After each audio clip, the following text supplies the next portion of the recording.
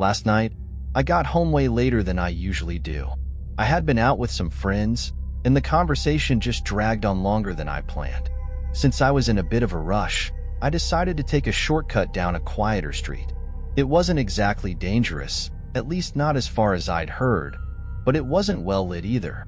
I had walked that way before and never had any issues, so I didn't think much of it. I just wanted to get home, kick off my shoes, and call it a night. But as soon as I turned the corner, I noticed something that made me stop for a second.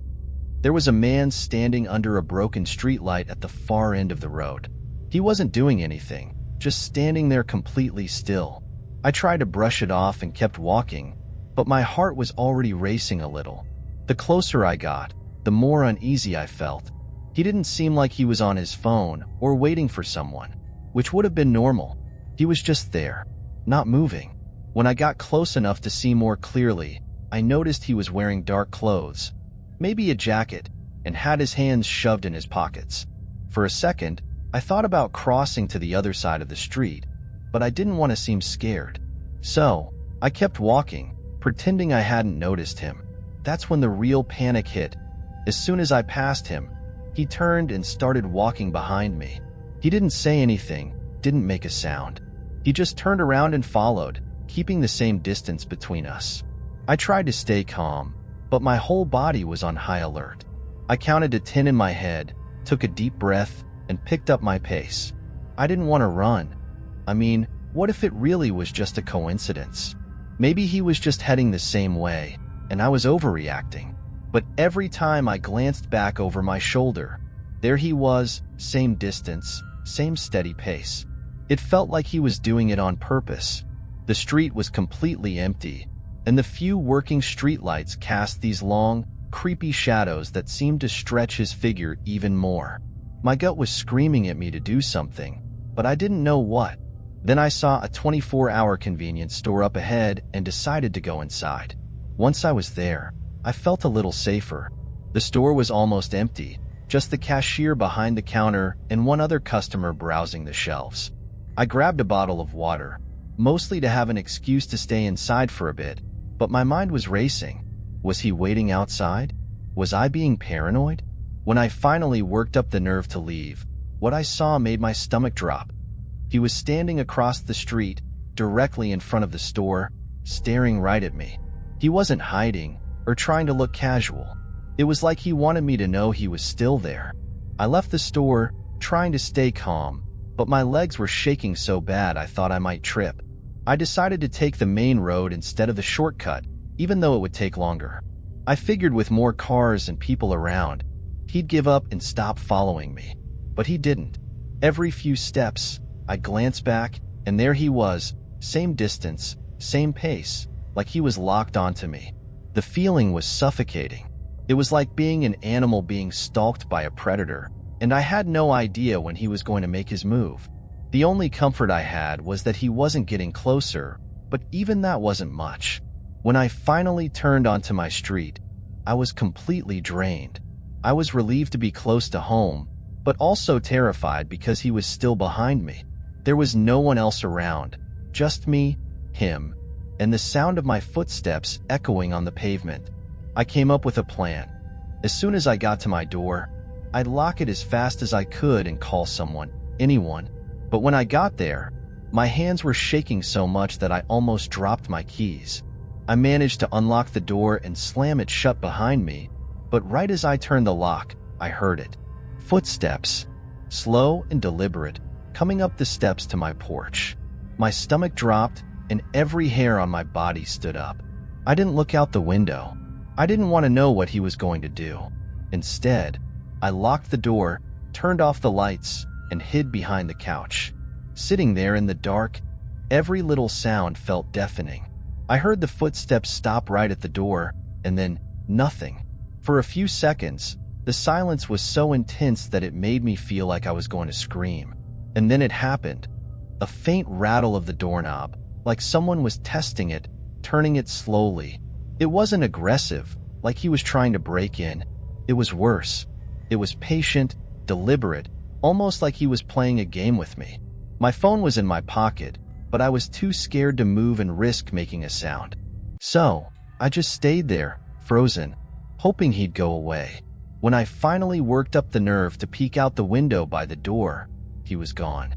At first, I felt a wave of relief, but then my paranoia kicked in. What if he was still around? What if he was just waiting for me to let my guard down? I grabbed my phone and called the police, explaining everything as calmly as I could, even though my voice was shaking. They told me they'd send a patrol car to check things out, but the minutes I spent waiting felt like hours. And then, while I was still on the call, I heard something from the back of the house, a faint crunch, like someone stepping on leaves. I froze, my heart pounding in my ears, and checked the back door to make sure it was locked. It was, but that didn't make me feel any safer. While I waited for the police, every little noise around the house seemed magnified. The creaks in the floorboards, the occasional pop of the walls settling. It all felt like it was coming from somewhere it shouldn't. And then, out of nowhere, I heard a faint tapping sound on the kitchen window. It wasn't loud, more like something small being thrown against the glass. I froze in place, trying to convince myself it was just the wind or some random coincidence. I didn't dare go to the window to check. Instead, I stayed in the hallway, straining to hear if it would happen again. But it didn't. It was like he wanted to let me know he was still there without giving away too much. When the patrol car finally pulled up, the flashing red and blue lights outside gave me a sense of relief I can't even describe. 2 officers got out and knocked on the door. I quickly let them in and explained everything, trying to stay calm, but the fear was still thick in my voice. They checked around the property, shining their flashlights into every corner, but when they came back, they told me they hadn't found anyone. However, they did notice footprints near the back door. That was all the confirmation I needed to know I wasn't just imagining things. One of the officers told me to leave my outdoor lights on and call them immediately if anything else happened. As reassuring as they tried to sound, I still felt on edge. After the police left, I couldn't bring myself to go to bed. I stayed on the couch, staring at the front door, half expecting to hear those footsteps on the porch again. I tried putting on a movie to distract myself, but my mind kept circling back to the same thought. What was he trying to do? He hadn't tried to break in, hadn't said a word. It felt like the whole point was just to terrify me, and it worked. The way he moved, so calm and deliberate, keeps replaying in my head. It wasn't the kind of fear that comes from something loud or sudden. It was the quiet, creeping kind that makes you question your own safety in a place where you should feel the most secure. The rest of the night passed without any more incidents, and I never saw him again after that. Still, I completely changed my routine. I don't take shortcuts anymore, even if it means doubling the time it takes to get somewhere. And every time I walk home at night, I can't help but check over my shoulder, just in case. I want to believe he just gave up and moved on, but sometimes I still feel like I'm being watched, especially when it's late and I'm alone. I have no idea who that man was or what he wanted, but one thing is certain. The fear he left behind hasn't gone away. I think it never really will.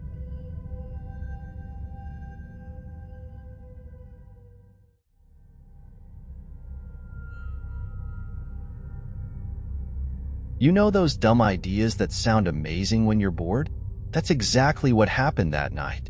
Me and 3 friends were just hanging out at Jason's place, bored out of our minds, when someone brought up the abandoned hospital downtown. It was the kind of place everyone in the neighborhood knew about, but no one dared to actually visit. There were rumors about homeless people squatting there, but the creepy kind you didn't want to run into. Kids in the area would tell ghost stories about the screams people claimed to hear at night. Of course, as a group of young idiots with nothing better to do, we thought it would be a fun adventure. So, we grabbed our flashlights, hyped ourselves up, and headed out, trying to act way braver than we actually felt. The hospital was even scarier in person. The front was covered in graffiti, and the shattered windows gave the building this eerie, hollow look, like it was staring back at us. As soon as we stepped inside, the smell hit us. It was this disgusting mix of mold, dampness, and something else I didn't even want to think about. It was dead silent except for the sound of our footsteps echoing down the hallways. We started exploring, flashing our lights into different rooms. Some of them still had rusty beds and broken wheelchairs. The floors were covered with shattered glass and old, yellowed papers. It was the kind of place where you could feel eyes on you, even when you knew nobody was supposed to be there. The further we went in, the heavier the air felt. I don't know how to describe it, but it was like the air itself was pressing down on us, making it hard to breathe. We tried cracking jokes to lighten the mood, but everyone was clearly on edge. That's when Jason pointed his flashlight toward a room at the end of the hallway. The door was slightly open, and we could see old mattresses scattered on the floor, along with piles of trash bags in the corner. There were also empty food wrappers and plastic bottles lying around. At first, we figured it was just signs of homeless people living there, but something about it didn't feel right.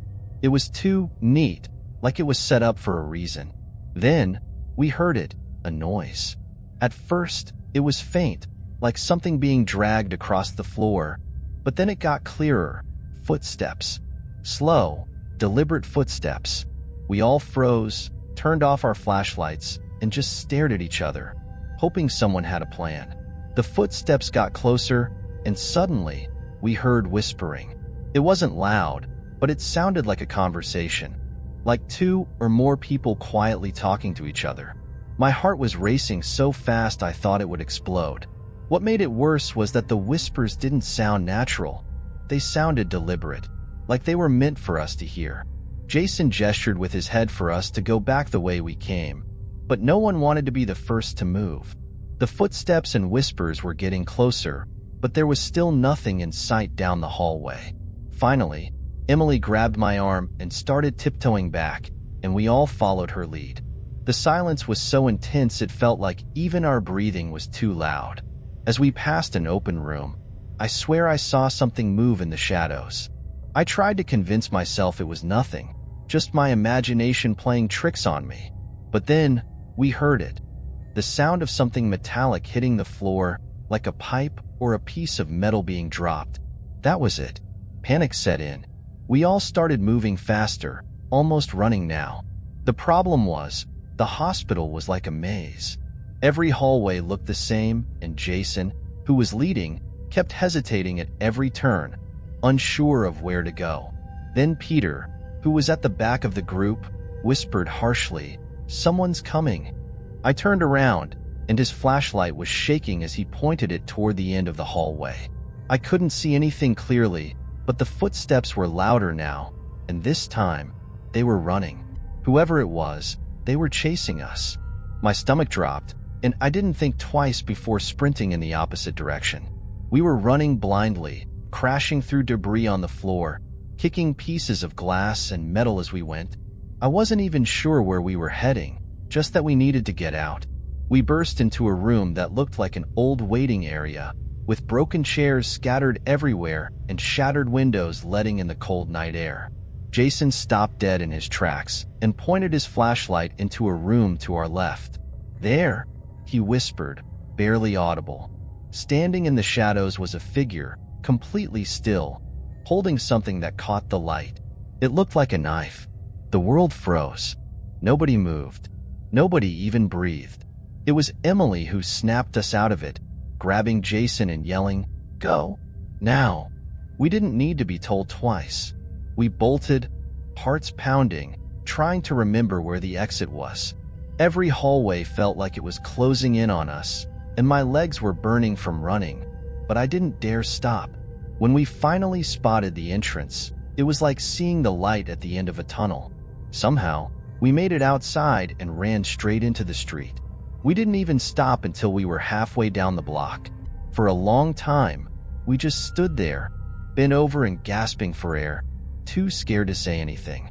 The only thing I could think was, what the hell just happened? After a few minutes of catching our breath, Jason was the first to break the silence. "Did anyone else see that?" he asked, his voice shaky. None of us wanted to answer. Emily was still holding onto Peter's arm like she was afraid to let go. We decided to call the cops, even though we had no idea how to explain what had just happened. Honestly, I wasn't even sure if they believe us. While we waited, Jason kept his flashlight pointed at the hospital entrance. "Do you think whoever was in there is still watching us?" he muttered. The thought made my skin crawl. Even out in the open, it felt like we weren't safe. When the police arrived, we told them everything we could remember. They went inside and stayed for what felt like forever. When they finally came back out, they said they didn't find anyone. But here's the thing, they found stuff. Stuff that didn't belong there. Old backpacks, watches, wallets, even IDs. One of the cops mentioned that they'd been investigating a string of break-ins around the area and that some of the items matched reports of stolen property. That sent a chill down my spine. What if we had stumbled into something way more dangerous than we realized? What if whoever was in there wasn't just some random squatter? We went home that night, but none of us really slept. I kept replaying everything in my head, wondering how close we came to something terrible happening. And the figure in the shadows, the one holding what looked like a knife, stayed burned in my memory. It wasn't just about the fear anymore. It was the feeling that we had intruded on something we were never meant to see. Even now, I get goosebumps just thinking about it. That hospital wasn't abandoned in the way we thought. Someone, or maybe more than one person, was using it, and we had walked right into their territory. To this day, I can't explain what really happened that night. The police never gave us any updates, and none of us ever went back to the hospital. Every now and then, I hear rumors about it. People saying they saw someone lurking near the entrance or strange noises coming from inside. I don't know if those stories are true, and honestly, I don't care to find out. All I know is that something was wrong with that place. And sometimes, late at night, I can still hear those whispers in my head, like whoever was there never really stopped watching us.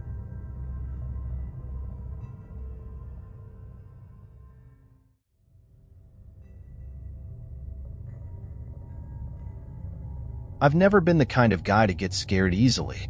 After my divorce, I decided to live alone to figure myself out again. I found this old apartment in a quiet neighborhood. It was cheap and had this vintage charm that I liked. Sure, it had its quirks, creaky floors, noisy pipes, but nothing out of the ordinary for a building that's been standing for over 50 years. Everything seemed fine until a few weeks ago when I started hearing noises coming from the attic. It was nothing loud, just faint sounds that you could easily ignore. I figured it was probably rats, or maybe just the wind knocking things around up there. The attic never really crossed my mind since my lease said it was empty and locked up. What started as occasional noises began to bother me. At night, while watching TV, I'd hear faint footsteps or something being dragged across the floor above me. I kept brushing it off, convincing myself it was just old junk shifting with the building's vibrations. But then one morning, I saw something that made my stomach drop. There were muddy footprints near the stairs leading to the attic. Human footprints. I looked around, trying to find an explanation, but nothing made sense. At that moment, I told myself it had to be the landlord checking on something. I didn't want to sound paranoid, so I let it go. But after that, things started feeling off. It was subtle, like little changes you can't quite put your finger on. My wallet, which I always left on the table near the door, was on the couch when I got home. I thought maybe I had moved it without realizing it. Then, one of the bathroom cabinet doors was slightly open, even though I was sure I had closed all of them before leaving. These tiny details started piling up, and every night, when the apartment got quiet, those attic noises came back. They weren't constant, but they were enough to keep me lying awake, wondering what was causing them. One rainy night, things took a turn. I was lying on the couch, watching TV, when I heard a loud thump, like something heavy falling in the attic. This wasn't something I could blame on the wind or the building settling. I grabbed a flashlight and walked over to the stairs leading up to the attic. My heart was racing, but I told myself I was overreacting. I climbed a few steps and shined the flashlight through a small gap in the attic boards. I didn't see much, just shadows, but it felt like something was staring back at me. After that night, I couldn't shake the feeling that something was wrong. The next day, I decided to face it head on. I borrowed a ladder from the landlord and opened the heavy attic hatch. The first thing that hit me was the smell, a mix of mold and something else, something fresher, like spoiled food. Slowly, I climbed up with my flashlight shaking in my hand. I swept the beam across piles of dust and old boxes, nothing but emptiness. I let out a sigh of relief, but then I saw something that made my stomach drop. There was a dirty, sagging mattress in the corner, surrounded by marks on the floor like someone had been sleeping there recently. I got out of there as fast as I could, almost tripping down the ladder. The thought of someone using my attic without me knowing made my skin crawl. I called the landlord, trying to stay calm, and asked if he'd been up there recently. He laughed and said no one had touched the attic in years, that it was just a storage area for the building. I didn't know what to think.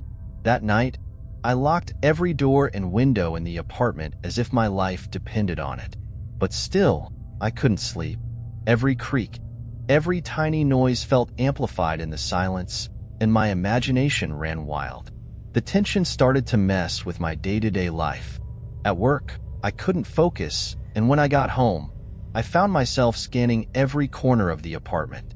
Then one night, after another exhausting day, I walked in and saw something that made my blood run cold.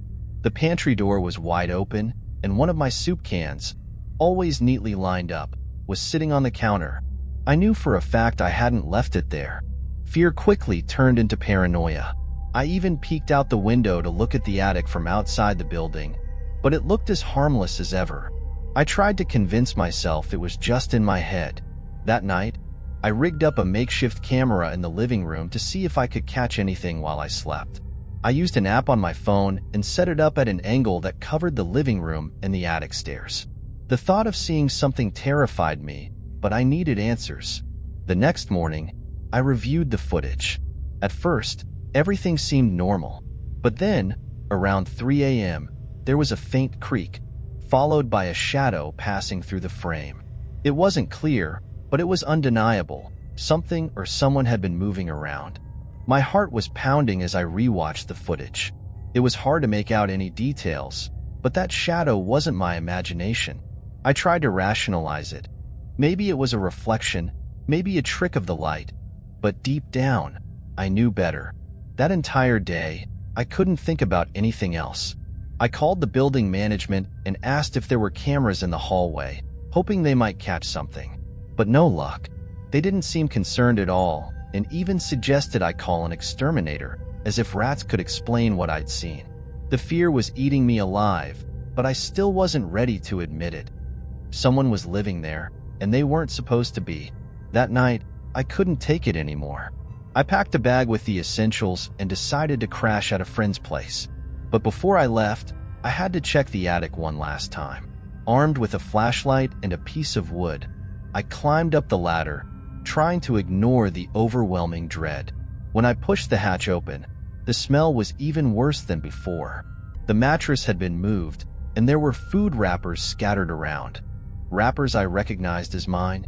That was all I needed to see. I climbed down, locked the apartment, and got out of there as fast as I could. The next day, I came back with a friend because there was no way I was going in alone again. We planned to search the place thoroughly, and if we found anything, we'd call the cops. We went up to the attic together, but this time, it was different. It was like whoever had been there knew we were coming. The mattress was still there, but the food wrappers and other traces were gone. Even the smell had faded. It was like they had vanished overnight. Still, I couldn't shake the feeling of being watched, like the walls themselves were hiding something. Even after that, I couldn't stay there. Every little creak, every slight movement of air, sent me into a panic. I ended up moving out a week later, leaving that place and all the unanswered questions behind. To this day, I wonder who or what had been sharing that space with me. I'll probably never know, but sometimes, in the dead of night, I catch myself looking at the ceiling, half expecting to hear those faint footsteps again.